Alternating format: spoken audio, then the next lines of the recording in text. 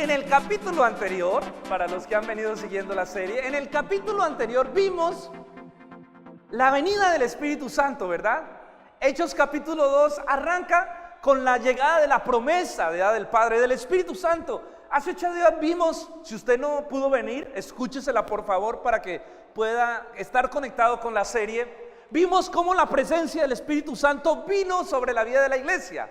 Y enseñamos que desde ese día, la iglesia, los discípulos no fueron los mismos. Desde ese día hubo algo nuevo, hubo algo poderoso, hubo algo glorioso, porque el Espíritu Santo llegó sobre la iglesia y el Espíritu Santo llegó para quedarse sobre los creyentes. Ahora la pregunta es, ¿qué empieza a pasar ahora de aquí para allá? Después de la venida del Espíritu Santo, ¿cómo es la vida de la iglesia? ¿Cómo empiezan a actuar los discípulos? ¿Cómo empiezan a vivir esos 120 galileos que estaban orando en el aposento alto, sobre los cuales descendió el Espíritu Santo? Hermano, la vida de estos hombres cambió para siempre. Y a continuación vamos a ver que en ese mismo día, cuando vino el Espíritu Santo, ¿ustedes recuerdan? Que hubo un estruendo como un viento recio que llenó toda la casa y que todos empezaron a hablar en otros idiomas las maravillas de Dios, y el pueblo entero escuchaba cómo hablaban las maravillas de Dios en sus propios idiomas y se aterraban y se maravillaban, y todo el mundo está atento mirando a esa casa, mirando a esos 120 que están orando, y todos se están preguntando ¿qué está pasando aquí? ¿Qué está sucediendo? Entonces llegamos hoy al momento en que Pedro se levanta y Pedro comienza a predicar el evangelio. Hoy vamos a ver cómo Pedro, en medio de toda esa multitud que se encontraba en Jerusalén, se levanta con denuedo y poder de Dios a predicar el evangelio. Es la primera predicación evangelística.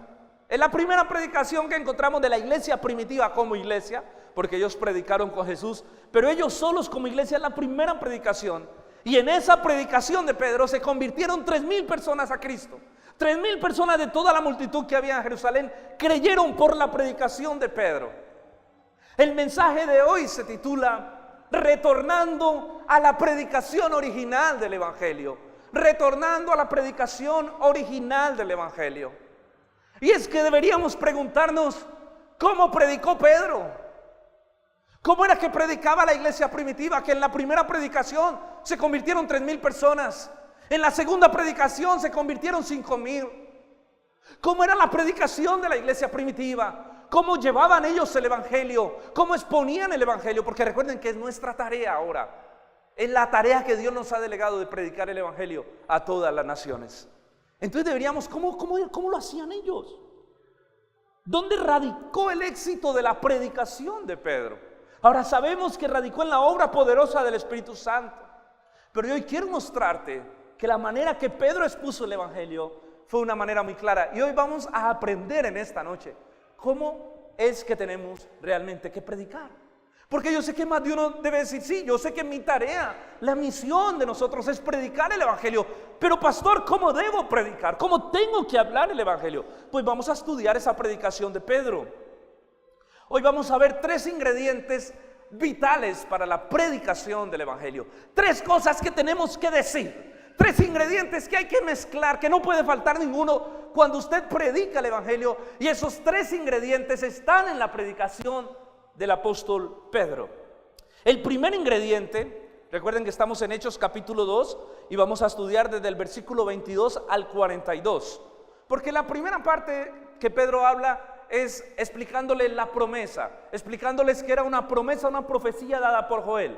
Pero nos vamos a centrar específicamente en su predicación.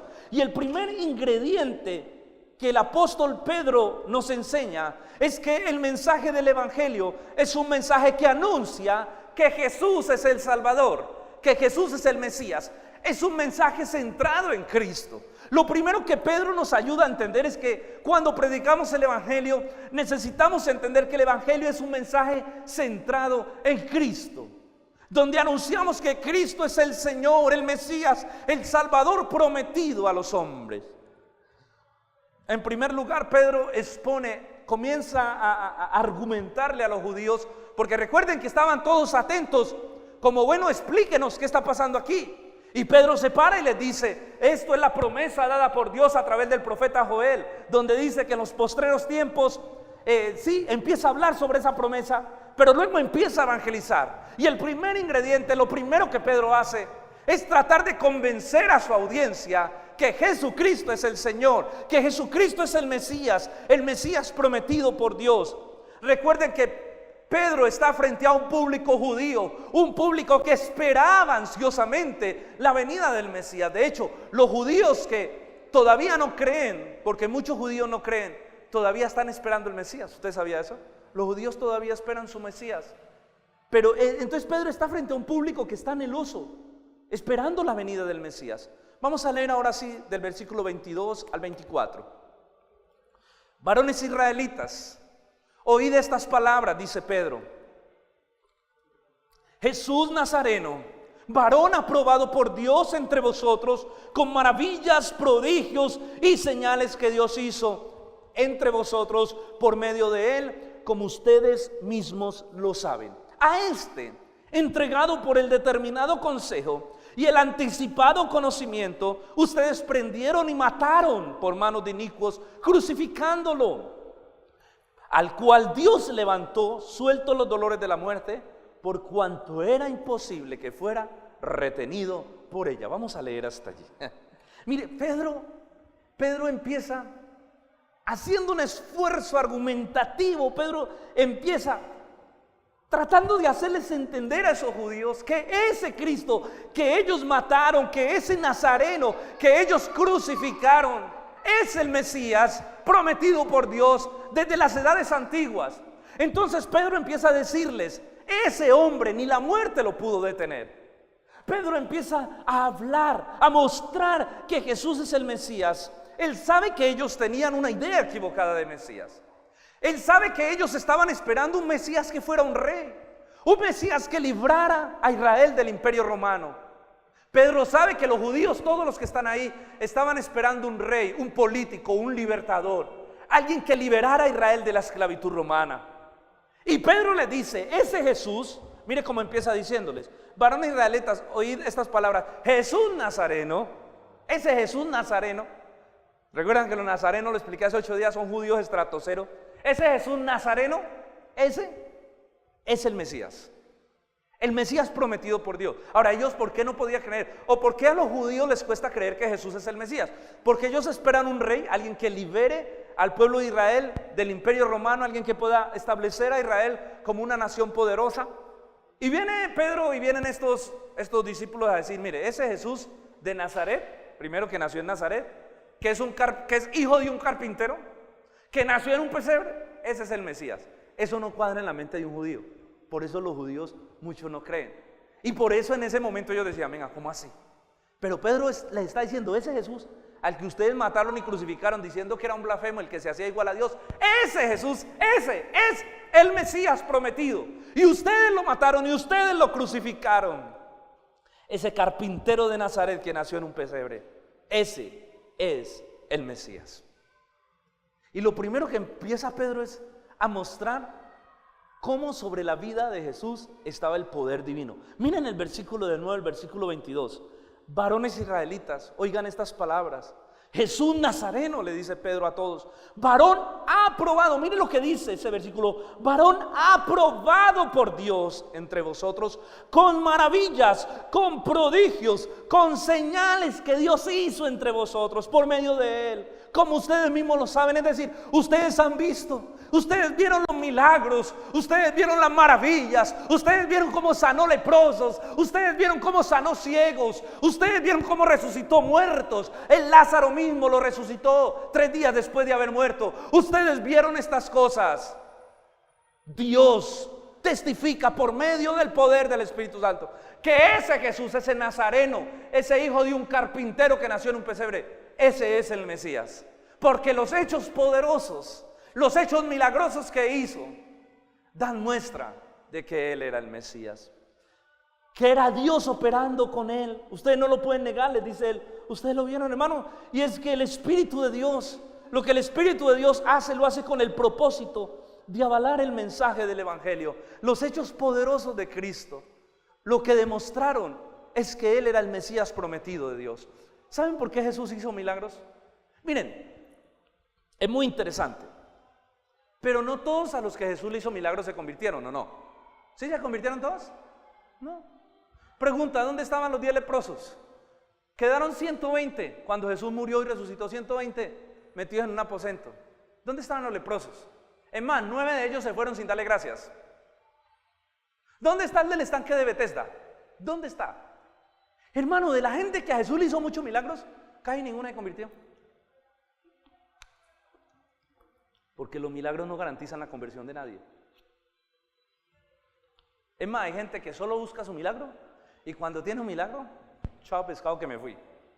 Y listo, tuvo su milagro, pero no tuvo la salvación de su alma. ¿Y usted qué prefiere? ¿Usted qué prefiere? ¿Ser tuerto toda la vida, pero ser salvo? ¿O recibir el milagro y nunca más buscar al Señor? Hermano, pregúntese esto, de toda la gente que Jesús le hizo milagro, ¿dónde estaban si quedaron 120 orando? Todos se fueron, porque los milagros no garantizan la conversión de nadie. Los milagros son una señal de la gracia común de Dios, porque Dios quiere hacer algo, porque Dios quiere revelar. Es más, le voy a decir algo, los milagros sobre la gente que no cree terminan convirtiéndose en un testigo contra él en el juicio. Los milagros sobre alguien que decide no creer terminan convirtiéndose en el peor aguijón para su propia vida.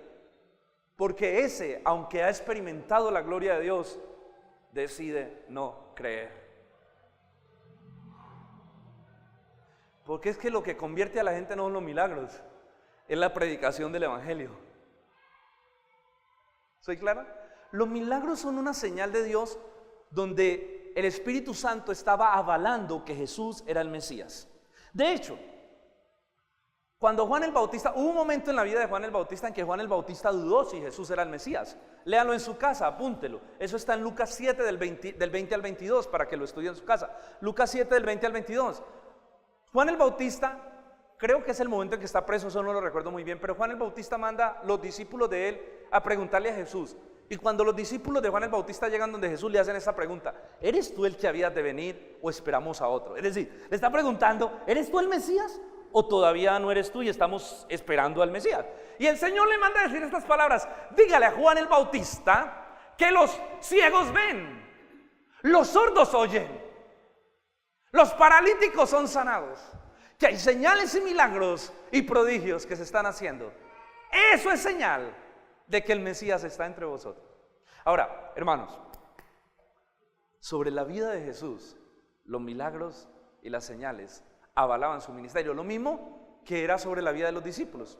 Pero ¿por qué quiero hacer énfasis en esto? Porque es que no todo el que hace prodigios y señales es de Dios. ¿Soy claro? ¿Recuerdan cuando Jesús empieza a hablar con los discípulos y les dice: en aquel día muchos dirán, aquí está el Cristo, salgamos corriendo porque habrán señales y prodigios? Y dice, es una mentira, porque también hay un poder engañoso que se mueve. Satanás se mueve con milagros para engañar. Yo les conté la otra vez de la señora que fue sana, y yo fui y hablé con ella porque nos llamaron que había una liberación, y era increíble. Era una señora que un demonio la cogía y la amarraba y la tiraba debajo de la cama o la tiraba a la terraza. Entonces me llamaron como a las 12 de la noche, me despertaron, yo no estaba en esta iglesia. Venía a acompañarnos a predicar el Evangelio a una señora, a hablar por ella que está endemoniada. Y como yo soy medio cazafantasma, y yo, claro, ya voy para allá, porque a mí me gusta ese tema. Entonces yo cogí y me fui. Y yo, ¿dónde está la señora, hermano? Era tenaz ver, empezamos a hablar con ella, ella estaba solo con la niña, una bebé. Una bebé no le puede hacer eso, la señora estaba amarrada debajo de la cama. Cuando fuimos, la sacamos, hablamos con ella, ella nos dijo: es que mi hija tenía un tumor y yo la llevé a San Gregorio y San Gregorio la sanó. Y luego nos dijo esto: pero esta noche vino una figura negra, me amarró y me dijo: vengo a llevarme a tu hija. Yo la sané y vengo por ella. Era un demonio. Nosotros esa noche oramos por esa señora, le predicamos el Evangelio y gracias a Dios fue libre y recibió al Señor, pudo convertirse de su maldad y de su pecado del Señor. Pero hay un poder engañoso de Satanás también que se mueve. Entonces no siempre los milagros, porque es que el ser humano es muy dado a los milagros. Bueno, aunque ese no es el mensaje, me salí. pero creo que el Señor nos quiere hablar algo en esta noche de eso. Ese humano es muy dado a los milagros. ¡Ay, un milagro! ¡Ay, yo voy para allá! ¡Oh, milagro! Hermano, y toda la gente que recibió milagros, ¿cuántos se salvaron? ¿Cuántos siguieron a Jesús? La mayoría, si no es todo, lo dejaron. Los 5,000 que fueron alimentados, ¿dónde estaban? Sí, yo sé dónde estaban. Estaban gritando: crucifícale, crucifícale, cuando pedían si soltaban a Barrabás o a Jesús. Pero los hechos poderosos avalaron el ministerio de Cristo. Y Pedro le está diciendo a los judíos: ustedes vieron los milagros, así que ustedes no tienen excusa. Ustedes vieron el poder de Dios sobre la vida de Cristo. Ese nazareno que ustedes mataron y crucificaron, ese que se movió con poder en medio de ustedes, ese es el Hijo de Dios. A Él le ha hecho Dios Cristo Rey y Señor. Y ustedes lo mataron, que porque era un blasfemo. Luego, después de enseñarles y mostrarles cómo el poder avala el ministerio de Jesús, como el poder del Espíritu Santo. Recuerdan que Jesús, antes de empezar el ministerio, abre el rollo en el libro de Isaías en la sinagoga y dice: el Espíritu Santo está sobre mí, por cuanto me ha ungido, me ha enviado a anunciar las buenas nuevas a los pobres, a sanar a los quebrantados de corazón. El Señor, antes de iniciar su ministerio, públicamente dijo lo que iba a hacer. Y lo segundo que hace Pedro, después de decirles: ese Jesús, no, ustedes no pueden negar creer al Cristo por todas las señales, los milagros y los prodigios que hizo. Después les dice: ahora vamos a la Escritura. Como eran judíos, conocían el Antiguo Testamento. Además, recuerden que eran judíos piadosos. Hace 8 días lo vimos, que el texto dice que había muchos judíos piadosos, es decir, judíos que estudiaban la Torá, que estudiaban la palabra. Después Pedro les dice: vamos a las Escrituras. Ya les demostré en la vivencia que Él era el Hijo, el Cristo, el Mesías. Ahora vamos a la Escritura. Miremos cómo la Escritura nos muestra que Él era el Mesías. Y bueno, utiliza un salmo. Miren el versículo 25 al 28. Porque David dice de Él: veía al Señor siempre delante de mí, porque está a mi diestra, no seré conmovido. Por lo cual mi corazón se alegró y se gozó mi lengua, y aún mi carne descansará en esperanza. Porque no dejarás mi alma en el Hades, ni permitirás que tu santo vea corrupción. Me hiciste conocer los caminos de la vida, y me llenarás de gozo con tu presencia. Miren ese versículo 27. Porque no dejarás mi alma en el Hades, ni permitirás que tu santo vea corrupción. Mire, ¿sabe qué está haciendo Pedro aquí? Pedro está citando un salmo que es conocido como un salmo mesiánico, es decir, un salmo que habla de Cristo. Es un salmo profético que habla de Cristo. Es el Salmo 16. Exactamente, Pedro está citando los versículos del 7 al 11 del Salmo 16. Apúntelo ahí, no lo busque. ¿Qué habla sobre la resurrección del Mesías? Ese salmo habla sobre que el Mesías se sentará en el trono de David, pero el Mesías, aunque morirá, resucitará. No dejarás, dice David, no dejarás mi alma en el Hades. Hades es el sepulcro, es decir, no dejarás mi alma en el lugar de los muertos. Es decir, que el Mesías, está diciendo David, el Mesías va a resucitar. Entonces Pedro empieza a mostrarles que Jesús es el Mesías, porque Jesús resucitó. Miren el versículo, sigamos leyendo, miren el versículo 29, vamos a leer 29 hasta el 33. Varones hermanos, se os puede decir libremente del patriarca David, que murió y fue sepultado, y su sepulcro está con nosotros hasta el día de hoy. Es decir, Él fue al lugar de los muertos y se quedó allá. O sea que David, en ese salmo, dice Pedro, no está hablando de Él, sino del Mesías. No permitirás que el alma de tu siervo quede en el lugar del sepulcro. Él dice: David quedó en el lugar del sepulcro. O sea que ese salmo está hablando del Mesías. Versículo 30. Pero siendo profeta y sabiendo que con juramento Dios le había jurado que de su descendencia, en cuanto a la carne, levantaría al Cristo para que se siente en su trono, viéndolo antes, habló de la resurrección de Cristo, que su alma no fue dejada en el Hades, ni su carne vio corrupción. A este Jesús, miren el 32, a este Jesús resucitó Dios, de lo cual todos nosotros somos testigos. Así que, exaltado por la diestra de Dios y habiendo recibido del Padre la promesa del Espíritu Santo, ha sido derramado esto que ustedes ven y oyen. Les explico. Pedro se para porque todos están confusos y todos están diciendo: ¿qué está pasando aquí? Porque estos están hablando los idiomas de nosotros, las maravillas de Dios. Si ellos son galileos, no tienen por qué. Si hablan griego, ¿por qué están hablando medo? Todas las lenguas que hace 8 días explicamos. Y Pedro les dice: vea, las Escrituras muestran que ese Cristo, ese Galileo, ese Nazareno que ustedes crucificaron, era el Mesías, porque Él resucitó, porque Dios lo levantó de los muertos, Porque nosotros lo vimos, dicen ellos. Nosotros vimos que él no se quedó en el sepulcro. Y ese salmo, esas escrituras, lo que habló David. David está hablando de que vendría un rey que se sentaría a reinar en su trono perpetuamente. Y Cristo, ese nazareno, es ese rey. Ese rey que ni la muerte pudo detener. Que Dios lo levantó de los muertos, ha resucitado y ahora está sentado reinando. Y Él es el Mesías prometido del linaje del rey David que vendría a salvar a los judíos. Claro, ese mensaje era agresivo.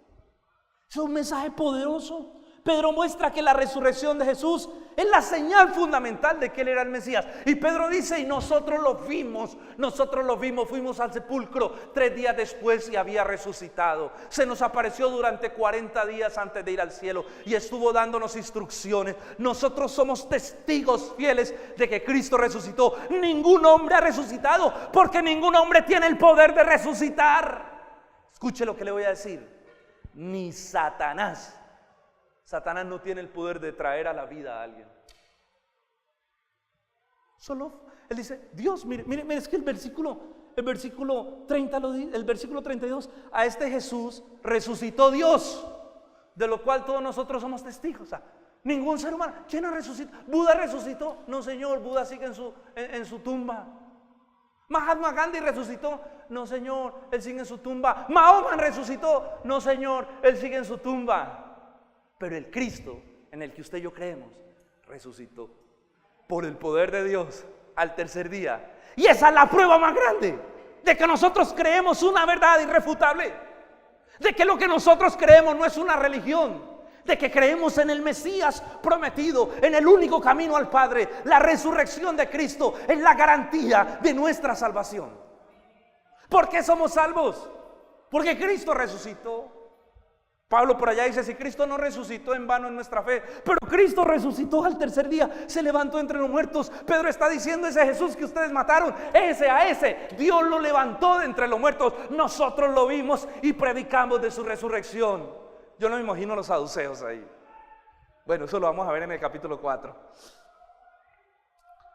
Hermanos, los judíos esperaban un rey que se sentara a gobernar en el trono de David. Eso estaban esperando los judíos. Un rey que gobernara y que librara a Israel. Y Pedro le dice, Él es el rey prometido para liberar a Israel. Él es ese carpintero de Nazaret, ese que nació en un pesebre. Dios escogió así las cosas. Él es el Rey de Reyes y el Señor de Señores. Él es el Mesías prometido por Dios. Mire el versículo 36. Sepa pues ciertísimamente toda la casa de Israel que este Jesús, a quien vosotros crucificasteis, Dios le ha hecho Señor y Cristo. Wow, estas palabras son de mucho calibre. Hermano, ¿qué podemos aprender de todo esto? Que el ingrediente esencial de la predicación del Evangelio es Cristo. Que tú no puedes predicar el Evangelio sin Cristo, porque sin Cristo no hay Evangelio. Cuando tú quitas la cruz de allí, tú no tienes nada. Es Cristo el Evangelio. Es su muerte y su resurrección. Que cuando tú le hables a alguien, mira, escúchame, porque es que nosotros hoy en día tenemos una manera de evangelizar. Yo he visto gente que evangeliza así. Mira, Dios te ama, acompáñame a la iglesia. ¿Eso es evangelizar a alguien? ¿Acompáñame a la iglesia? No, está bien que lo acompañe, invítelo. Y bueno, aquí podemos predicar el evangelio, pero usted ahí no le predicó. El mensaje más cotidiano hoy en día: Dios te ama y tiene un plan maravilloso para tu vida. ¿Estás enseñando a Cristo? No estás hablando de Cristo. Así que si tú quieres predicarle el evangelio a alguien, tú debes empezar como Pedro. Cristo murió en una cruz por tus pecados y por mis pecados. Y ese Cristo, que es el Cordero de Dios para perdonar los pecados, resucitó al tercer día. O sea, tú tienes que hablar de Cristo. Tú tienes que hablar de Cristo. Tú tienes que hablar qué fue lo que vino a hacer Cristo. O sea, no hay evangelio. Yo no estoy evangelizando a alguien si no le enseño qué fue lo que vino a hacer Cristo. Por eso el discipulado que vamos a abrir para nuevos creyentes, si usted quiere puede venir. Antes así va a aprender también a evangelizar. Les vamos a hablar de eso, qué fue lo que hizo Cristo. Porque es que alguien que está conociendo de Dios, alguien que todavía está en su pecado, alguien que es un inconverso, necesita entender qué fue lo que hizo Cristo. Porque la gente no sabe. O sea, la gente sabe que Cristo murió en una cruz. La gente sabe que hace 2000 y pico de años vino alguien que llamó Cristo, que partió la historia en dos. Y la gente medio tiene idea de cuál fue Cristo. Pero la gente no discierne la obra de Cristo. La gente no entiende qué fue lo que Cristo hizo en la cruz. Porque si lo entendieran ya se hubieran arrepentido. Ya se hubieran convertido. Entonces lo primero que nosotros tenemos que hacer cuando predicamos el evangelio, el primer ingrediente es que tenemos que hablar de Cristo. Por Dios, el evangelio está centrado en Cristo, no en nosotros. Nosotros a veces empezamos a hablar del evangelio centrándonos en la persona. Mira, Dios te va a bendecir, mira, Dios te va a prosperar, mira, Dios va a cumplir tus sueños. Eso no es evangelio. El evangelio está centrado en Cristo. Está centrado en Cristo. Cuando yo voy a evangelizar a alguien, tengo que empezar hablándole. Pedro, ¿cómo empezó? Pedro empezó demostrándoles que ese que ellos mataron y crucificaron era el Mesías, que Cristo es el Señor. Y ese tiene que ser nuestro mensaje. ¿Cómo le enseñamos a la gente que Cristo es el Mesías, el Cordero de Dios que quita el pecado del mundo, el prometido, el Mesías que venía a morir en la cruz para redimir a aquellos que crean de su pecado y de su maldad y darles vida eterna? Eso es lo que hay que predicar. Eso es lo que hay que predicar, hermano. Hay que empezar por ahí. Usted puede empezar con la persona y, mira, yo te voy a hablar de Jesús. ¿Tú sabes qué hizo Jesús? ¿Tú sabes quién fue Jesús? Yo le aseguro que la persona dice, sí, Jesús fue un Señor que es como Dios, que vino hace como 2000 años, como en una cruz. ¿Tú sabes por qué murió en una cruz? O sea, tú tienes que empezar así a ser creativo y a entrarle y a hacerle preguntas a la persona y llevar a la persona a que entienda qué fue lo que pasó en esa cruz del Calvario hace 2000 años. Allá, que en esa cruz se pagó el precio por su pecado. Eso fue lo que Pedro hizo, convencer, argumentar de tal manera a través de la Biblia que Jesús es el Mesías. Hermano, el segundo ingrediente. El segundo ingrediente, necesitamos entender que es un mensaje, el evangelio es un mensaje que anuncia un juicio de Dios por el pecado. Escuchen. Y aquí yo creo que es donde hoy en día muchos ¿cómo dice? Se pelan, cuando no aciertan, se rajan en el examen. El primero es que Cristo es el Mesías, es el Señor. Lo segundo que hay que entender es que el evangelio es un mensaje que anuncia un juicio de Dios por el pecado. O sea, si usted quita esta verdad, usted ya no tiene evangelio. La primera verdad es una, pero aquí vamos a la segunda verdad. Después de dar pruebas de que Jesús es el Mesías, Pedro lo que hace es acusar a los judíos y decirle, a ese Jesús que es el Mesías que les acabo de mostrar por los señales, los prodigios y por la Biblia, ustedes lo mataron. O sea, sencillo, le dice, ustedes lo mataron. ¿Cómo le parece? ¿Sí? Mire el versículo 23. A hablando de Cristo, entregado por el determinado, luego explico eso, por el determinado consejo y anticipado conocimiento de Dios, ustedes lo prendieron y lo mataron por manos de inicuos y lo crucificaron. O sea, Pedro está siendo directo. Pedro le está diciendo a ellos, ese era el Cristo, y a ese Cristo ustedes lo mataron, ustedes lo crucificaron. Pedro no le da vuelta al asunto y no empieza a decir, pues sí, ya como ven que él es el Cristo, pues ustedes tienen que sentir muy mal, qué pecado de ustedes, porque es que ustedes como que cometieron un error. Ustedes que bueno, todos somos humanos y cometemos errores, pero pues es un error muy feo, ¿no? Ustedes les caía como mal y al último lo mataron. No. Pedro viene a entrar de frente y le dice, ustedes lo mataron. A él, al Mesías, al Cristo, ustedes lo mataron. Les dice de frente. Y ustedes ahora son culpables de esa muerte. ¿Usted se imagina qué es sentirse culpable de la muerte del Hijo de Dios? Pedro los está acusando de eso. Ustedes mataron al Hijo de Dios. Ahora, sabemos que no es ese pecado solo el que los va a condenar. Ellos ya están condenados por sus pecados. Pero a eso añádale otro pecado más terrible, y es que mataron al Hijo de Dios. O sea, la única esperanza la mataron. Ahora, bueno, eso tenía que ocurrir así. Ahora lo vamos a explicar. Porque Pedro dice, por el anticipado consejo y conocimiento de Dios, ustedes lo hicieron. Pero Pedro les está diciendo de frente, ustedes lo mataron, lo crucificaron. Ustedes cometieron un terrible pecado. Y hay una sangre inocente en sus manos. Y es la sangre de Cristo, del Hijo de Dios. Tenía que exponerle su pecado porque era una verdad que no se podía ocultar y era una verdad que no se podía maquillar. Era una verdad que no se podía ocultar y no se podía maquillar. Pedro les dice de frente, ustedes lo mataron. Ahora, yo sé que más de uno, sobre todo de la era posmoderna, ¿no? Que hay un mensaje a veces tan romántico, podría acusar a Pedro, uy, ese Pedro tan falto de amor, ¿cómo les dice de frente que no, eso sí es falta de amor, de tacto? ¿No? ¿Cuál tacto, cuál amor? Es más, le voy a decir una cosa, el mensaje de Pedro estaba basado en un profundo amor por su pueblo, porque él sabía que tenía que decirle la verdad para que se arrepintieran y Dios los perdonara. Porque si Pedro no les dice la verdad en ese momento, Dios se las va a decir en el día de juicio y se las va a decir para condenación. Entonces Pedro, basado en el amor que le tiene a su pueblo, Pedro predica y Pedro le dice, ustedes lo mataron y se tienen que arrepentir de eso para que se puedan salvar, porque ustedes mataron al Señor. Ustedes lo mataron, le dice Pedro. Hermano, en ningún momento vemos a Pedro con un mensaje condescendiente de arrepentimiento o con un mensaje liviano. Ahora, yo le hago una pregunta. Esos judíos mataron a Jesús, sí, pero también usted y yo lo matamos. ¿Sabe por qué? Porque Él vino a una cruz a morir por su pecado y por mi pecado. Fue su pecado y fue mi pecado lo que motivaron la decisión de Dios de enviar a su Hijo a morir en una cruz. O sea que en últimas, todos nosotros somos cómplices de la muerte de Cristo. ¿Soy claro? O sea que cuando vamos a predicarle a una persona tenemos que decirle, mira, Él vino a morir por ti. Y tú verás si aceptas o tú verás si rechazas la sangre derramada del inocente. O sea, hermano, en últimas fuimos nosotros los que crucificamos al Señor. Fue su amor el que lo llevó a una cruz, su amor por nosotros para perdonarnos de nuestro pecado y de nuestra maldad. Pero no encontramos a Pedro con un mensaje liviano. Yo me imagino si Pedro hubiera sido un posmoderno, yo me imagino el mensaje de Pedro. Varones judíos, Dios los ama y tiene un plan maravilloso para sus vidas. Acepten a Jesucristo en sus corazones, que Él desea prosperarlos y bendecirlos para que sean felices para siempre.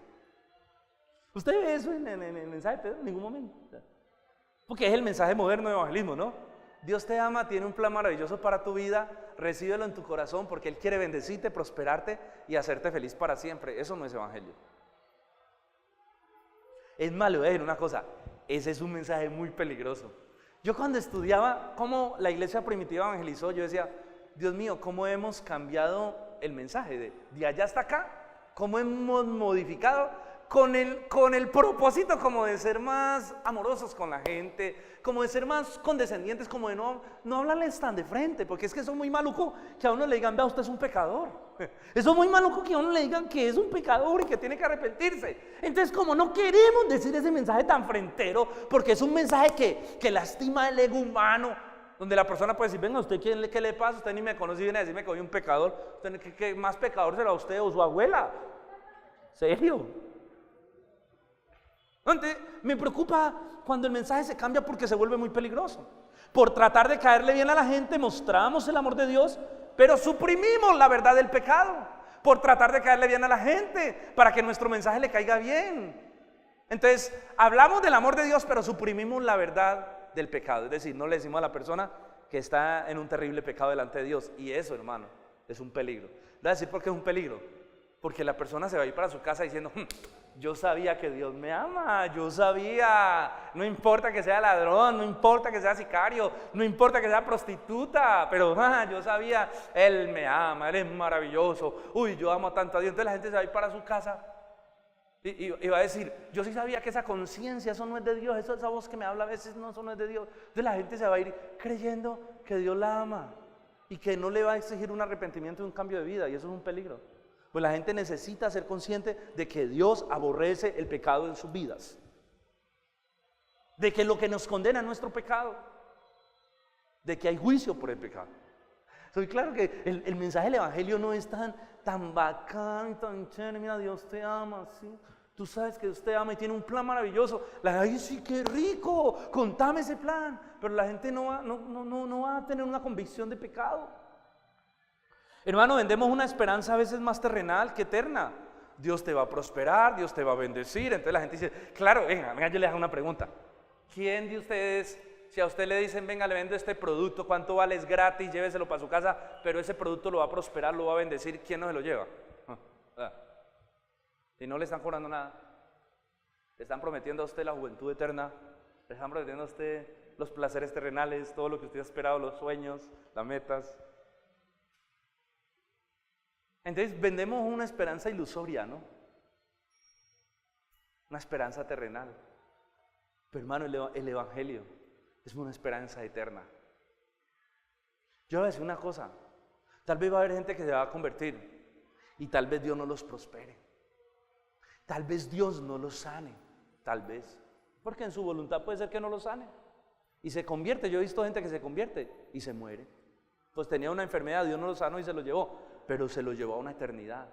Porque es que el mensaje tiene que ver con una esperanza eterna. Entonces no podemos vender el Evangelio como si fuera un producto barato, anunciado por televisión, mercadeándolo para que todo el mundo lo acepte. Porque obvio, todo el mundo va a decir que sí a eso, pero eso es una mentira, eso es un engaño. ¿A usted le gusta que lo engañen? ¿A usted le gusta que le digan, vea, le vendo este champú le hace crecer el pelo, usted que es calvo, écheselo 3 veces al día y va a tener un pelero como... Y que usted llegue y lo compre y se lo eche, gaste 2, 3 tarros y eso no le funciona? ¿A usted le gusta que lo engañen? No. ¿Por qué tenemos que engañar a la gente con un mensaje barato del Evangelio? Solamente por tratar de ganar adeptos a un mensaje. El Evangelio, el mensaje del Evangelio, confronta el pecado del hombre.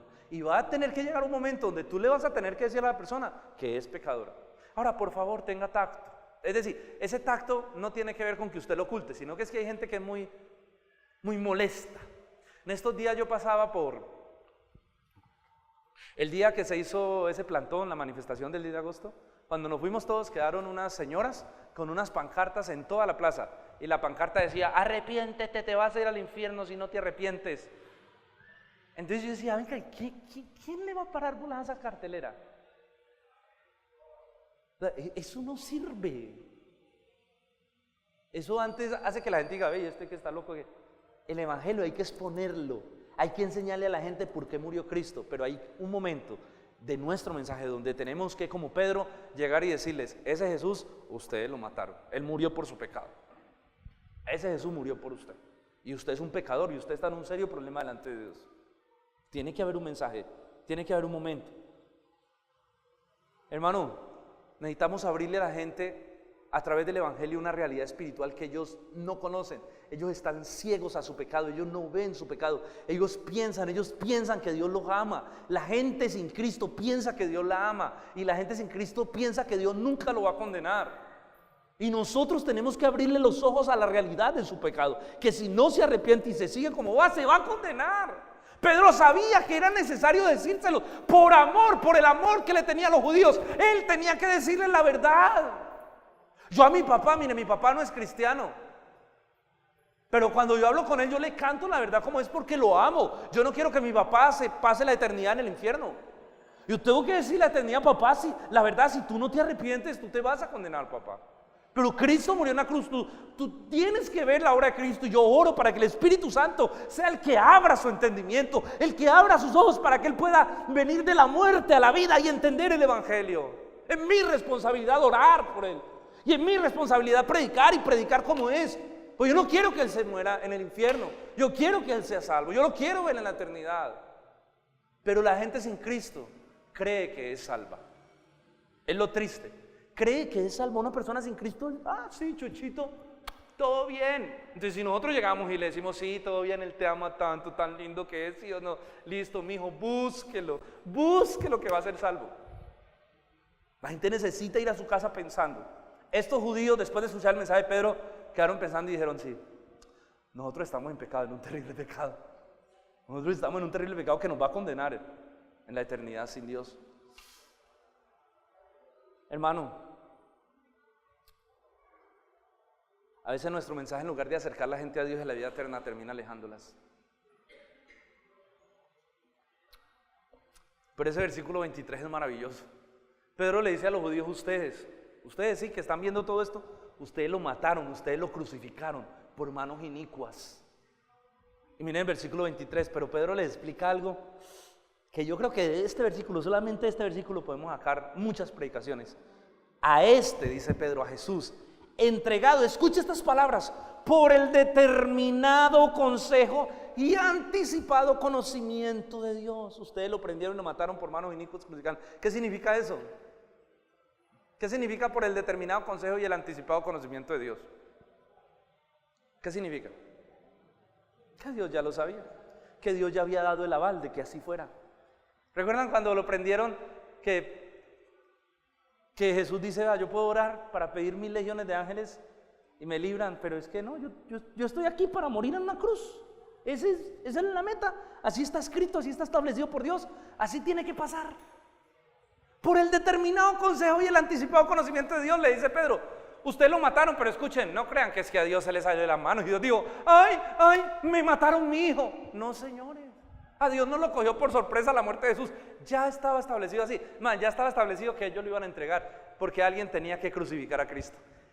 Y aún así, aunque ellos matándolo cumplieron el propósito de Dios, ellos eran responsables de su pecado, porque ellos lo mataron. Pero hermano, ¿cómo es Dios de soberano? ¿Cómo es Dios de grande?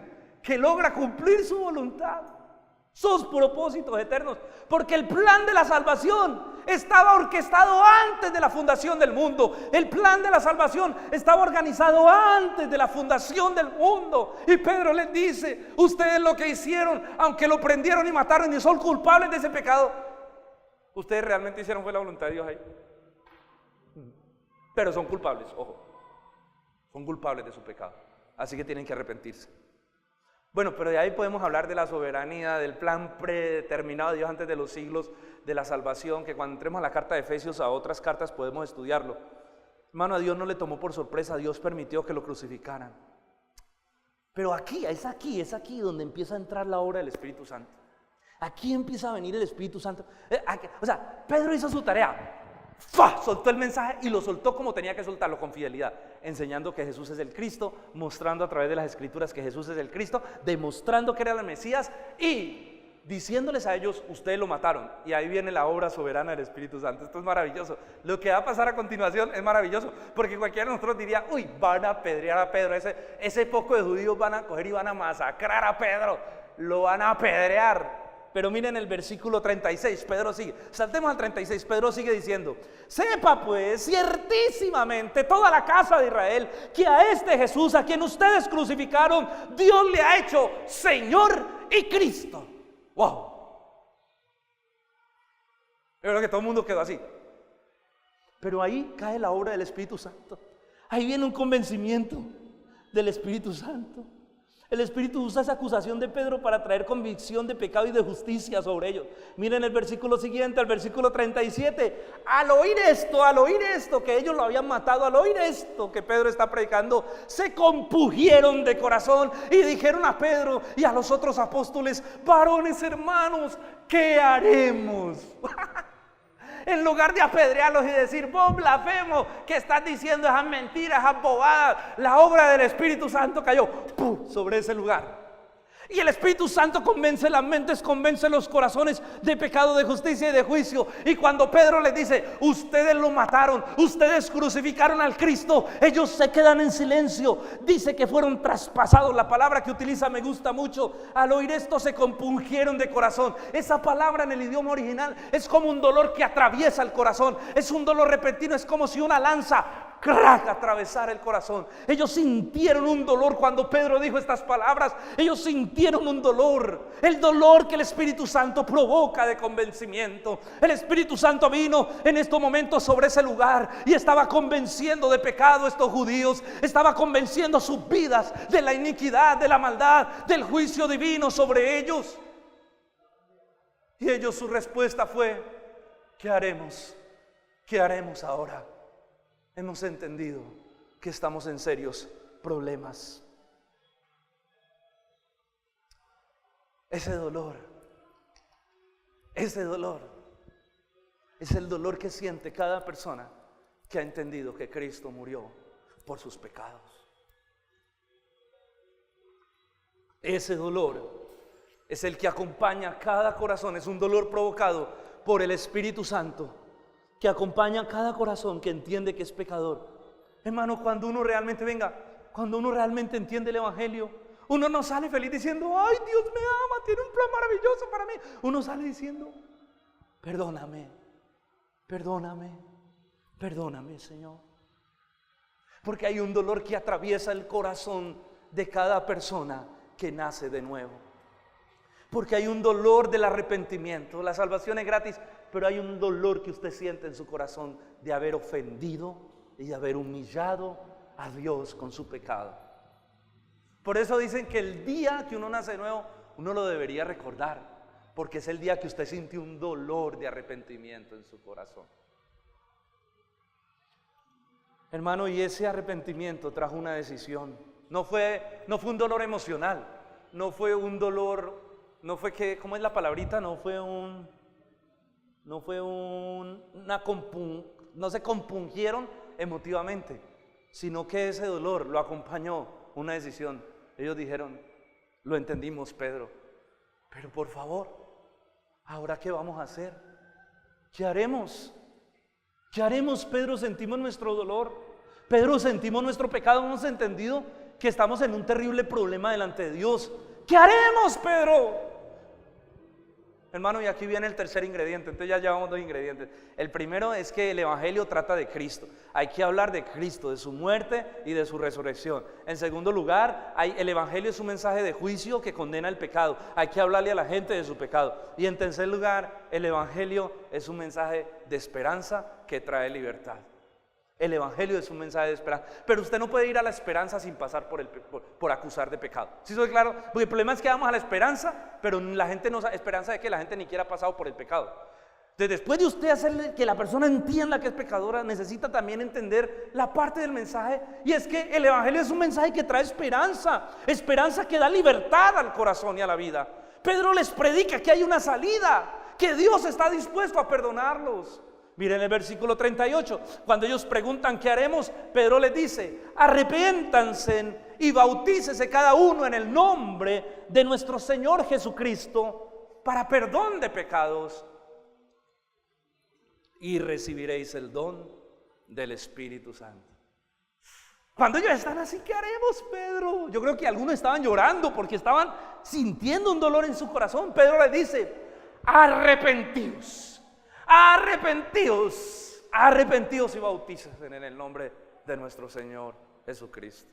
Pedro le dice: el arrepentimiento, la solución a su problema, la solución a su terrible pecado es el arrepentimiento, ya que Cristo murió para pagar el precio del pecado, el precio que exige la justicia divina, y aún Cristo murió para pagar el precio de que ustedes lo mataron. Así que arrepiéntanse para que puedan ser perdonados por Dios. Es el arrepentimiento, hermano. La gente tiene que llegar a un momento donde se arrepienta, donde entienda que es pecadora. Bueno, si Dios concede el arrepentimiento, porque hay gente que usted le habla del evangelio y dice: sí, acá no es eso, ¿eh? Pero el que es convencido por el Espíritu Santo procede al arrepentimiento. Debemos argumentar y buscar de tal manera que la gente proceda al arrepentimiento. O sea, yo le doy un consejo: usted tiene que predicar como si dependiera de usted. ¿Soy claro? Usted tiene que predicar como si dependiera de usted. Argumente, muestre a través de la escritura, háblele a la persona como si dependiera de usted, pero en última usted sabe que depende de Dios. ¿Soy claro? ¿Por qué? Porque yo tengo que ser responsable en la misión que Dios me entregó de predicar el evangelio a toda persona, al del taxi, al del bus, al del mío, al que se sienta conmigo a trabajar, al vecino. Es mi responsabilidad. Nadie le va a predicar el evangelio si no eres tú. Esa es tu misión. Mi pastor, ¿qué hago? Quiero servir al Señor. Listo, predíquele al vecino. Empecemos por ahí. No, yo soy misionero al África, pero empieza predicándole al vecino. Luego irás al África. Pero empieza, porque nuestra tarea es predicar el evangelio. Esa es nuestra tarea, es nuestra responsabilidad y debemos predicarlo bien. Por eso también debemos conocer bien las escrituras y debemos dedicar tiempo a leer este librito para entender cómo es que vamos a predicar. ¿Cómo debemos predicar? Estudie, macee, pregunte, búsqueme. A veces, si yo puedo ayudarle, pastor, venga, enséñeme. Nos reunimos. Hermano, nunca olvidemos que el evangelio, aunque es un mensaje que lleva en esencia una verdad fuerte, parte de esa verdad es un mensaje de esperanza para los hombres. Porque la palabra evangelio significa buenas nuevas. ¿Y cuáles son esas buenas nuevas? Que Dios está perdonando los pecados de los hombres que se arrepientan en Cristo. Esa es la buena nueva del evangelio. Esa es la buena nueva del evangelio, que hay una esperanza para el pecador. que Cristo murió en la cruz, que el amor de Dios ofreció a su Hijo para poder perdonar los pecados. El Evangelio en esencia está compuesto de dos grandes verdades. Escuché esto, dos grandes verdades. La primera es que el hombre está en un serio problema con Dios. La primera verdad del Evangelio es que el hombre tiene un serio problema con Dios, que el hombre está en pecado delante de Dios. Y la segunda es que Dios ha provisto un camino de perdón y salvación en Cristo. Si usted quita una de esas dos verdades, usted tiene un evangelio adulterado. Es decir, si usted quita la primera verdad de decirle a la gente acerca de su pecado, la primera es que el hombre está en problemas con Dios por causa de su pecado, y la segunda es que Dios ha provisto una esperanza, un camino de salvación. Dios ha provisto una salida. Ellos le dijeron, ¿qué haremos? Imagina a Pedro diciendo, no sé. Ahí les dejo. Imaginen que la predicación de Pedro hubiera terminado ahí. Ellos todos tristes diciendo, Pedro, ¿qué hacemos? Y Pedro, hermano, yo no sé, inventen algo porque es que eso está muy duro. Chao. Usted no puede quitar ninguna de las dos verdades. Pues si usted lanza la primera verdad y quita la segunda, usted está dando un mensaje fatalista. Porque la gente le va a decir, ¿qué hacemos? Y usted le va a decir, no, usted está en problema delante de Dios. Allá usted, que es un pecador, filisteo, incircunciso, inmundo, salve como pueda. Entonces usted no puede quitar la parte de la esperanza. ¿Sí o no? Y si usted suprime la primera verdad y deja solo la esperanza, usted tiene un mensaje romanticón de Dios te ama y tiene un plan maravilloso para tu vida, donde la gente nunca va a entender que es pecador. ¿Sí doy claridad? Es un evangelio adulterado con cualquiera de las dos verdades. Uno conduce al romanticismo y otro conduce al fatalismo. Entonces hay que predicar el evangelio como es. No podemos esconder ninguna de las dos verdades. Pedro les dice la verdad. Pedro les dice, ustedes tienen que arrepentirse y ustedes tienen que convertirse. Hermano, y le voy a decir algo. Ese día el Señor permitió que se convirtieran 3,000 personas después de que Pedro predicó y les dijo, arrepiéntanse y bautícense en cada uno en el nombre del Señor Jesucristo y serán salvos. ¿Sabe cuántos se convirtieron? 3,000. 3,000. 3,000. De 120 ahora eran 3,120. En una prédica. ¡Wow!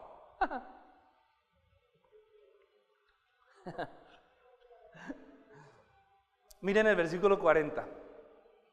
Y con muchas otras palabras, o sea, palabras que no están escritas, pero él siguió hablando, testificaba y les exhortaba, diciendo, sean salvos de esta perversa generación. Así que aquel día recibieron su palabra y fueron bautizados y se añadieron a la iglesia aquel día como 3,000 personas. Mira que ni siquiera dice 3,000, dice como 3,000 personas. ¿Y sabe qué era lo más bacano? Que estas personas estaban agradecidas con Pedro. Yo creo que estas personas le dijeron, Pedro, gracias por hablarnos la verdad. Pedro, gracias por decirnos que éramos pecadores. Porque el mensaje del evangelio es el único mensaje que cuando la gente se convierte te dice, gracias. Gracias por ser tan honesto y por hablar la verdad tan de frente. Gracias. Gracias porque, hermano, mire, lo mejor que usted puede hacer por una persona es predicarle el evangelio. Es lo mejor. Usted quiere hacer algo por alguien maravilloso, glorioso, grandioso, que esa persona nunca olvide. Predíquele el evangelio. Porque por esa predicación la persona puede llegar a ser salva. Y nunca dejará de ser agradecida con usted. Nunca, se lo aseguro. No hay nada más grande en la vida que tú puedas hacer por alguien que predicarle el evangelio. Quien acepte el mensaje y se convierta te lo va a agradecer por la eternidad. Yo creo que en el cielo te va a ver y te va a decir, gracias porque, mírame, aquí estoy contigo en el cielo, gracias porque me predicaste. Gracias. Pero el que no lo quiera aceptar tal vez te odie. Tal vez te diga que estás borracho. Tal vez te diga que eres un fanático. Pero ¿qué es nuestra responsabilidad? Hermano, conclusión y termino acá. Estas personas, estos 3,000, eso es una conversión masiva. Pero estas 3,000 personas se convirtieron de verdad. Se convirtieron de verdad al evangelio. Hubo conversiones genuinas, no hubo conversiones falsas. No hubo gente con falsas expectativas, hubo gente que se convirtió de a de veras. Esos 3,000 se volvieron cristianos. ¿Y por qué usted me pregunta a mí en esta noche? ¿Y por qué se volvieron cristianos? ¿Qué evidencia me da lo que dice la Biblia? Mire por favor, el versículo 42. Y perseveraban en la doctrina de los apóstoles, en la comunión unos con otros, en el partimiento del pan y en las oraciones. ¿Por qué se convirtieron de manera genuina? Porque su vida dio evidencias de que se convirtieron. Hermano, hay gente que se convierte y realmente no se convierte. Yo he visto gente que, por ejemplo, hace la oración de fe por puro empujón, porque la mamá está ahí, que salga mi hijo, haga la oración, hágale pues cada poste mío, y sale el todo regañado. Sí. Entonces repito, Señor Jesús, te recibo mi corazón. Hay gente que no se convierte, pero el que se convierte, después de haber pasado por un proceso de arrepentimiento y de sentir ese dolor en su corazón, su vida da evidencias de esa conversión. Jesús lo puso así: por sus frutos los conoceréis. El que verdaderamente se arrepiente da frutos dignos de arrepentimiento. Pedro dice, y perseveraban unánimes en la oración. Miren, perseveraban en la doctrina, o sea, era gente que quería conocer, era gente que quería conocer la palabra, era gente que estaba con los apóstoles aprendiendo, era gente que quería conocer más de la Biblia, perseveraban en la doctrina de los apóstoles, en la comunión unos con otros, es decir, que era gente que permanecía entre ellos, permanecían edificándose, permanecían creciendo mutuamente, hablando del Señor, acompañándose, permanecían en comunión unos con otros. Qué bonito eso. ¿Cómo más permanecían? Aunque esto voy a predicar dentro de 8 días, en el partimiento del pan. Es decir, disfrutaban aún de la cena del Señor, compartían juntos en las casas, se edificaban mutuamente. Había un amor genuino por guardar al hermano, por cuidar al hermano, por no decir nada que le dañe, por no decir nada que le ofenda. Había algo genuino por guardarse, por cuidarse como hermanos. Y perseveraban en las oraciones. Es decir, todos los días, porque ¿sabes ellos oraban cuánto? Lloraban todos los días. Todos los días los judíos tenían una hora para ir al templo a orar. Ellos iban al templo todos los días. O sea, era gente que se congregaba, era gente que amaba las cosas de la iglesia. No era gente que iba de vez en cuando a la oración. Ellos perseveraban en la doctrina, perseveraban en el partimiento del pan y perseveraban en la oración. Era gente que se congregaba, era gente que su vida daba una evidencia de conversión. Porque le voy a decir algo: todo el que realmente se convierte empieza a odiar el pecado y empieza a amar las cosas de Dios. Empieza a amar las cosas de Dios. Conclusión: que Dios tan maravilloso. No solo nos salvó, sino que nos hace parte del trabajo. ¡Ay, Dios mío! No solo nos salvó, sino que nos dio el privilegio de predicarle a otros, de hablarle a otros de la salvación. Él nos dio a nosotros, nos delegó la tarea. Es una tarea maravillosa. Charles Spurgeon decía: si Dios te llamó a predicar el evangelio, no te rebajes a ser el rey de Inglaterra. Dios nos llamó a una gran tarea, a predicar el evangelio a todas las naciones y a toda criatura. Disfrútela, hágala con fortaleza, con denuedo, con convicción. Hágala con responsabilidad, porque el Señor nos llamó a eso, a servirle. Amén.